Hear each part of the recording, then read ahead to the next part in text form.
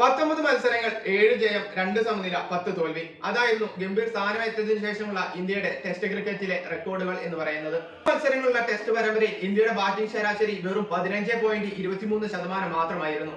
മാത്രമല്ല 4 ഇന്നിംഗ്സുകളുള്ള മത്സരത്തിൽ സെഞ്ചുറി ഒരു ഇന്ത്യൻ ബാറ്റ്സ്മാൻ പോലും ഒരു സെഞ്ചുറി പോലും നേടാൻ കഴിഞ്ഞിട്ടില്ല. 2023 കാലഘട്ടത്തിൽ 40 ടെസ്റ്റുകളിൽ 32 ജയവും 5 സമനിലയും 3 തോൽവിയും മാത്രമായിരുന്നു ഇന്ത്യയുടെ റെക്കോർഡ്. എന്നാൽ അതെല്ലാം മാറി.